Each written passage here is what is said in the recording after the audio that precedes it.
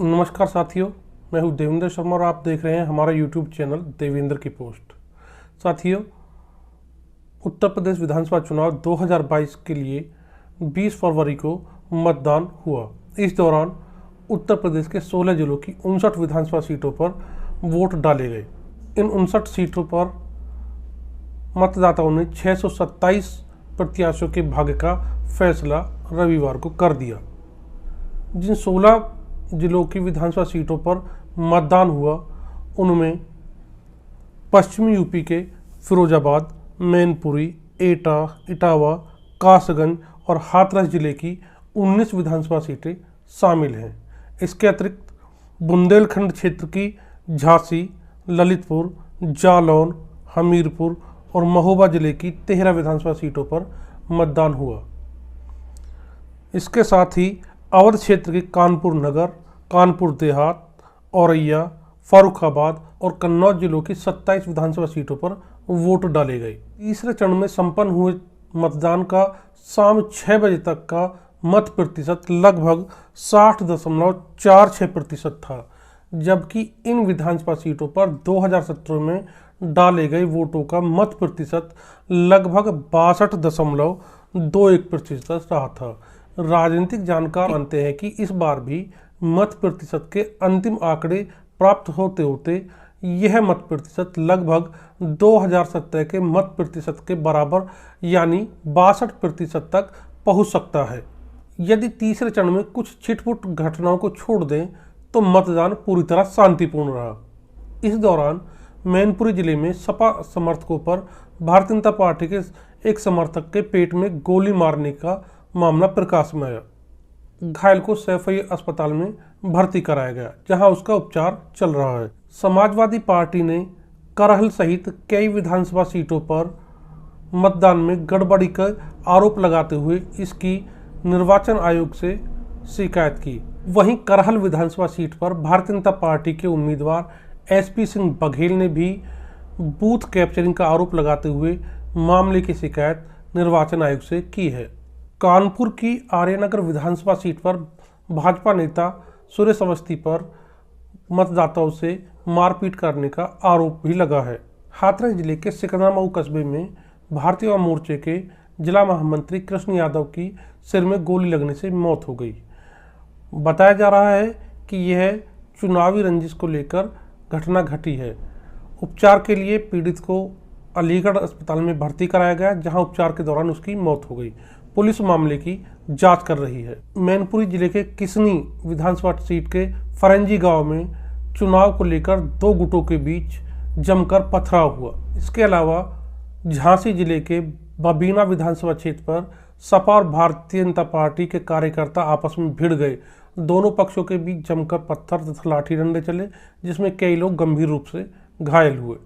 प्रशासन ने भी सख्ती दिखाते हुए 9 लोगों को हिरासत में लिया। इन लोगों पर फर्जी मतदान करने का आरोप है। कानपुर के सिविल लाइन क्षेत्र में स्थित हडसन स्कूल में चुनाव कर्मियों द्वारा मुस्लिम महिला से हिजाब उतारकर मतदान करने के लिए कहने पर मुस्लिम मतदाताओं और चुनाव कर्मियों के बीच तीखी नोकझोंक हुई। हाथरस विधानसभा क्षेत्र के भीम नगरिया गांव में लोगों ने सड़क निर्माण न किए जाने पर मतदान का बहिष्कार किया। इसके अलावा कानपुर के बिल्हौर विधानसभा क्षेत्र के कसगांवा में भी विकास कार्य नहीं होने पर ग्रामीणों ने मतदान का बहिष्कार किया। साथ ही करहल के नंगला अतीरा में भी लोगों ने चुनाव के बहिष्कार की बात कही। लोगों का आरोप है कि प्रशासन मतदान के दौरान परेशान कर रहा है, जिसके चलते वह मतदान का बहिष्कार कर रहे हैं। चुनाव के दौरान कुछ अच्छी बातें भी देखने में आई। बहुत लंबे समय बाद मतदान के दौरान सैफई में शिवपाल यादव और रामगोपाल यादव एक साथ देखे गए। इस मतदान ने इन दोनों के बीच की दूरी को कम किया है, जो एक अच्छी बात है। समाजवादी पार्टी के ट्विटर हैंडल से चुनाव आयोग को शिकायत की गई कि कानपुर देहात की भोगनीपुर सीट पर बूथ संख्या 121 पर सपा का बटन दबाने पर भारतीय जनता पार्टी की पर्ची निकल रही है, अतः निर्वाचन आयोग शीघ्र मामले की जांच करे। वहीं कानपुर में सीसाराम विधानसभा क्षेत्र में भाजपा नेता नवाब सिंह ने वोट डालते हुए वीडियो वायरल किया। प्रशासन ने मामले का संज्ञान लेते हुए चुनाव की गोपनीयता भंग करने के आरोप में उनके खिलाफ मामला दर्ज किया है। नेता रामगोपाल सिंह यादव का कहना है कि तीसरे चरण में भारतीय जनता पार्टी का पूरी तरह से सूपड़ा साफ हो गया है। उनका दावा है कि चौथा चरण पूरे होते ही वह सरकार बनाने लायक जरूरी नंबर प्राप्त कर लेंगे।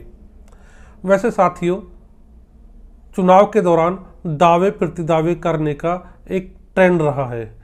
वैसे चुनाव के दौरान पार्टी के नेताओं द्वारा झूठे दावे करना एक मजबूरी भी है, क्योंकि इन झूठे दावों से ही नेता अपने कार्यकर्ताओं के अंदर तीव्र इच्छा शक्ति और मनोबल को बढ़ाते हैं, जिससे वह अपनी पार्टी की जीत के लिए और बेहतर तरीके से काम करते हैं। कुछ ऐसी भी घटनाएं सामने आई जिनमें ईवीएम की गड़बड़ी तथा कुछ अन्य कारणों से शुरुआती 1 घंटे में मतदान प्रभावित रहा। साथियों, तीसरे चरण में जिन 16 जिलों की 59 विधानसभा सीटों पर चुनाव हुए हैं, उन पर यदि साल 2017 के चुनाव की स्थिति में सभी राजनीतिक दलों को परखें तो पता चलता है कि इन 59 सीटों में से 49 सीटें भारतीय जनता पार्टी ने जीती थी, जबकि 8 सीटें समाजवादी पार्टी के खाते में गई थी और एक विधानसभा सीटें कांग्रेस और बहुजन समाजवादी पार्टी के खाते में गई थी। तीसरे चरण में हुए मतदान के बाद मतदाताओं के चुनावी आचरण, राजनीतिक दलों के आचरण और राजनीतिक जानकारों से चर्चा के बाद कुछ बातें उभरकर सामने आती हैं जो तीसरे चरण के चुनाव परिणाम के बारे में अनुमान लगाने में मदद करती हैं।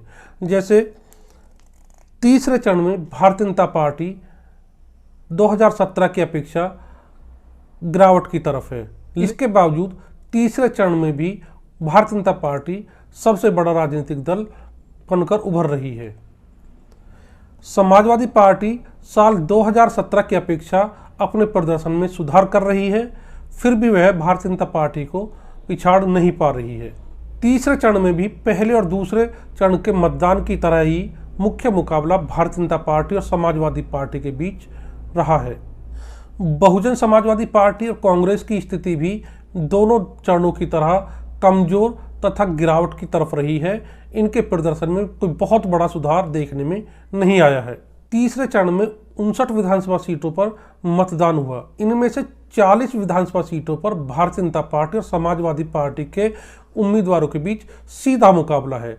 साथ ही आपको बता दें कि इन 40 विधानसभा सीटों में से 8 सीटें समाजवादी पार्टी के खाते में गई थी, जबकि 31 सीटों पर उसे दूसरे नंबर पर रहना पड़ा था। इस चरण के मतदान के दौरान भारतीय जनता पार्टी के द्वारा साल 2008 में अहमदाबाद में हुए बम धमाकों के आरोपियों को कोर्ट के द्वारा सजा सुनाए जाने के बाद भारतीय जनता पार्टी ने दोषियों को समाजवादी पार्टी से जोड़ते हुए समाजवादी पार्टी तथा उनके नेताओं को घेरने का प्रयास किया। इस मामले को लेकर भारतीय जनता पार्टी लगातार समाजवादी पार्टी पर हमले कर रही है, समाजवादी पार्टी को आतंकवादियों और अपराधियों का संरक्षक बता रही है। ऐसे में समाजवादी पार्टी भारतीय जनता पार्टी के हमलों का जवाब जरूर दे रहे हैं, लेकिन कोर्ट के इस फैसले का चुनाव पर भी असर दिखाई दे रहा है।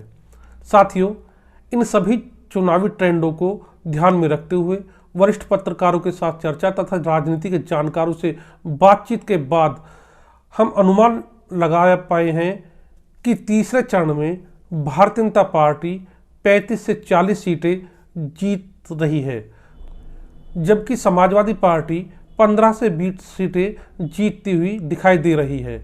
वहीं एक सीट कांग्रेस के खाते में, जबकि एक सीट बहुजन समाजवादी पार्टी के खाते में जा रही है। साथियों, अभी तक के तीनों चरणों में हुए मतदान में यदि राजनीतिक दलों के प्रदर्शन को देखें तो भारतीय जनता पार्टी सैकड़ा लगाने में कामयाब दिख रही है, जबकि समाजवादी पार्टी और आरएलडी गठबंधन लगभग 60 सीटें प्राप्त करता हुआ दिखाई दे रहा है। वहीं कांग्रेस और बहुजन समाजवादी पार्टी दहाई के आंकड़े को भी पार नहीं कर पा रहे हैं।